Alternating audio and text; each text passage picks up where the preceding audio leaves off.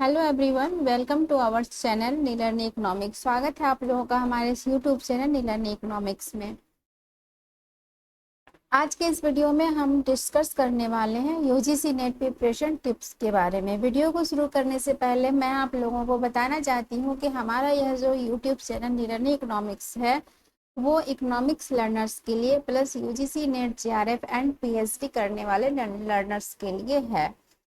तो अगर आप यूजी में हैं, आप पीजी में हैं, आप 11th-12th के स्टूडेंट हैं और आप इकोनॉमिक्स पढ़ना चाहते हैं तो आप हमारे इस यूट्यूब चैनल को ज़रूर सब्सक्राइब करें। अगर आपको नीट जेआरएफ करना है या आप पीएचडी करना चाहते हैं, आप इससे रिलेटेड कोई भी नोटिफिकेशन देखना चाहते हैं तो आप हमारे इस यूट्यूब चैनल को ज़रूर सब्सक्राइब करें। आप किसी कम्पिटेटिव एग्जामिनेशन का प्रिपरेशन कर रहे हैं और आपको इकोनॉमिक्स पढ़ना है तो आप हमारे इस यूट्यूब चैनल को ज़रूर सब्सक्राइब करें। चलिए देखते हैं आज के इस वीडियो को, जिसमें कि यूजीसी नेट प्रिपरेशन टिप्स के बारे में मैं बात करने वाली हूँ। तो यूजीसी नेट प्रिपरेशन टिप्स को स्टार्ट करने से पहले मैं आपको बताऊंगी अभी जो जून 2023 का एग्ज़ाम होना है वो 13 जून से होना है, जिसका डेट 13 जून को दिया गया है। तो अभी आपके पास सिर्फ रिवीजन का टाइम बचा हुआ है। इस टाइम पे आप 10 to 15 डेज का एक टेबल बना करके आप सिर्फ इसमें रिवीजन कर सकते हो। न्यू टॉपिक्स पढ़ने से कोई फ़ायदा नहीं है, क्योंकि आप लोगों के पास सिर्फ और सिर्फ 15 से 20 दिन बचे हुए हैं मुश्किल से। तो आप लोग रिवीजन कीजिए, अच्छे से तैयारी कीजिए और बढ़िया से एग्ज़ाम दीजिए और ज़रूर क्रैक कीजिए यूजीसी नेट एग्ज़ाम को। सबसे पहले आपको क्या करना है, एग्ज़ाम का प्रिपरेशन स्टार्ट करने के लिए आपको एग्ज़ाम का पैटर्न देख लेना है। एग्ज़ाम का पैटर्न देखना बहुत ज़्यादा ज़रूरी होता है, क्योंकि एग्ज़ाम के पैटर्न के बिना आपको एग्ज़ाम का कुछ समझ में नहीं आएगा कि कैसे एग्ज़ाम होना है, किस तरह के क्वेश्चंस आने हैं। इसके लिए आपको एग्ज़ाम का पैटर्न देखना बहुत ज़्यादा ज़रूरी हो जाता है। सेकंड, आपको सिलेबस डाउनलोड कर लेना है।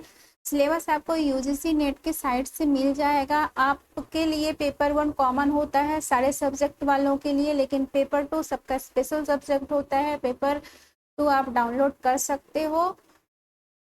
जाके आप यूजीसी नेट के साइट पे जाइएगा, वहाँ से आपको पेपर 1 और पेपर 2 दोनों के सिलेबस डाउनलोड करने का ऑप्शन मिलेगा। वहाँ से सिलेबस डाउनलोड कर लेना।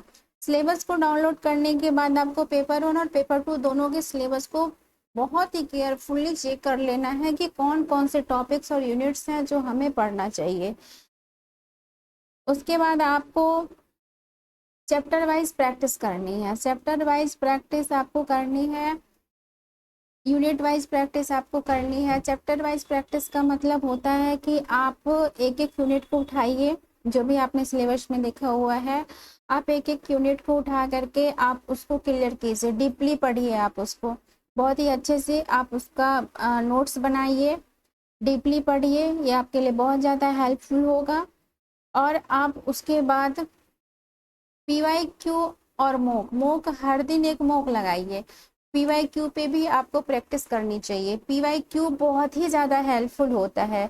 पीवाईक्यू का मतलब होता है previous year questions. Previous year questions चाहे तो आप 5 साल का ले सकते हैं, नहीं तो आप पिछले 10 साल 8 साल आप पीवाईक्यू उठाइए और पीवाईक्यू को आप पूरा सॉल्व कीजिए। जब आप पीवाईक्यू सॉल्व कर रहे होते हैं तो आप देखोगे कि यूजीसी नेट में वन लाइनर क्वेश्चंस बहुत कम पूछे जाते हैं। तो आप जब क्वेश्चन सॉल्व कीजिएगा तो उसके एक राइट आंसर्स को तो आप एक्सप्लेन करते ही हो, प्लस आपका जो भी आंसर गलत हुआ है आप उसको भी एक्सप्लेन करें। उसको एक्सप्लेन करके अपने कॉपी में एक नोट्स बनाइए। नोट्स बना करके आप उसको देखिए कि अगर ये क्वेश्चंस गलत हुए हैं तो किसी न किसी यूनिट के किसी न किसी टॉपिक के वो आंसर्स रहे होंगे। तो आप उसको एक्सप्लेन करके अपने कॉपी में नोट्स बनाइए, आप डिटेल में लिखिए। एक अलग कॉपी रखिए, आप एक अलग नोट्स रखिए, जिसमें कि आप जितने भी पीवाईक्यू सॉल्व कर रहे हैं उससे रिलेटेड जितने भी क्वेश्चंस हैं, जितने भी क्वेश्चंस के आंसर हैं, उसको आप डिस्क्राइब करके उसका एक्सप्लेन करके उस कॉपी में रखिए। जब आप नेक्स्ट पीवाईक्यू करने के लिए जाओगे तो आप देखोगे कि उससे रिलेटेड जो क्वेश्चन आया था, उस यूनिट से उस टॉपिक से जो क्वेश्चन आया था, उसका नेक्स्ट जो आप आंसर करोगे वो आपका बिल्कुल सही जाएगा। तो ये बहुत ज़्यादा ज़रूरी होता है, ये आप ज़रूर कीजिएगा। सेकंड, जितने भी यूनिट्स हैं पेपर 1 के और पेपर 2 के, उनको ज़रूर आप क्लियर कीजिए, पूरा कंप्लीटली आप उसको कवर कर लीजिए। एक भी यूनिट आपके छूटने नहीं चाहिए। कभी कभी क्या होता है ना कि सिलेबस में कुछ नए यूनिट्स को ऐड कर दिया जाता है, कुछ नए टॉपिक को ऐड कर दिया जाता है, बट उसके लिए घबराने की कोई ज़रूरत नहीं है।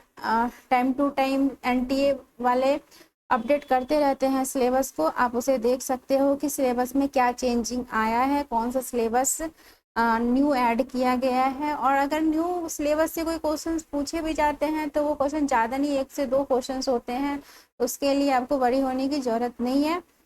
आपने जो भी सिलेबस डाउनलोड किया है आप उसको देखिए, उस पर आप अच्छे से पढ़ाई कीजिए, उस पर कमांड कीजिए, ये बहुत ज़्यादा ज़रूरी है।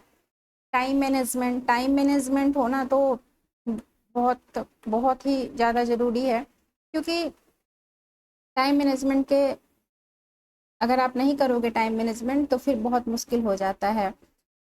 टाइम मैनेजमेंट का मतलब ये नहीं होता है कि एक लंबा चौड़ा सा चार्ट बना लिए हैं, उसको अभी टाइमिंग लिखे है मॉर्निंग में मुझे 7 से 10 पढ़ाई करनी है, इवनिंग में, आफ्टरनून में एंड नाइट में, अलग अलग टाइम को आप बना करके अलग अलग चार्ट को ऐसे दीवार में चिपका दोगे, फिर पता चलेगा सेकंड डे कुछ कर ही नहीं रहे हो, उस पर कुछ अमल ही नहीं कर रहे हो, फिर क्या फ़ायदा है ऐसे चार्ट का।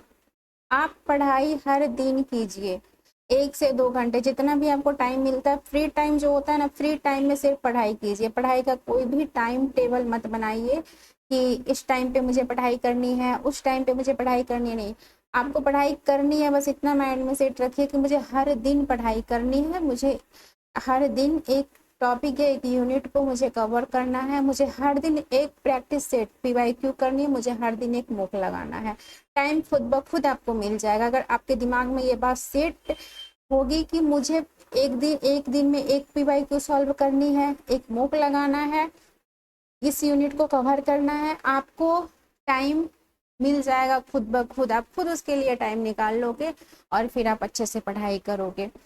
उसके बाद रिवीजन भी बहुत ज़्यादा ज़रूरी हो, इसलिए ज़रूरी होता है कि आपने चैप्टर वाइज प्रैक्टिस भी कर लिया, आपने पीवाईक्यू भी सॉल्व किया, आपने मॉक भी लगाया, आपने पेपर 1 पेपर 2 के सारे यूनिट्स को कवर कर लिया, आपने टाइम मैनेजमेंट भी बहुत अच्छा किया, लेकिन आपने रिवीजन नहीं किया। अब क्या होगा कि अगर आप रिवीजन नहीं करोगे तो आप अभी तक आपने जितना भी पढ़ा हुआ सब आप भूलते जाओगे धीरे धीरे। ऐसा होता है ना कि हमेशा हम लोग पढ़ा हुआ हमेशा भूल जाते हैं, हमारे दिमाग में नहीं रहता है, तो रिवीजन बहुत ज़्यादा ज़रूरी है। आप रिवीजन कीजिए क्योंकि सिलेबस बहुत बड़ा है, यूजीसी नेट का एग्ज़ाम बहुत टफ होता है, इसे आसान नहीं समझिएगा, क्योंकि जितने भी स्टूडेंट फॉर्म फिलअप करते हैं उनमें से मात्र 6% का रिजल्ट बनता है, 6% नेट के लिए क्वालिफाई होते हैं, ओनली 6%, एंड 1% जेआरएफ के लिए क्वालिफाई होते हैं। आप सोचो कि 1% में आना है आपको, 6% में आना है आपको, जो बहुत ही टफ होता है। इसलिए आपकी तैयारी वैसी ही होनी चाहिए यूजीसी नेट क्रैक करने के लिए, ठीक है। तो आगे की तैयारी आप अच्छे ढंग से करेंगे, बेहतर ढंग से करेंगे। अभी जून का एग्ज़ाम है जो बस 10 से 15 दिन में होने वाला है, लेकिन आगे जो दिसंबर वाला एग्ज़ाम है, अगर आप इस स्ट्रेटजी के साथ चलते हो, इस तरह से तैयारी करते हो, तो ज़रूर आपका क्रैक होगा।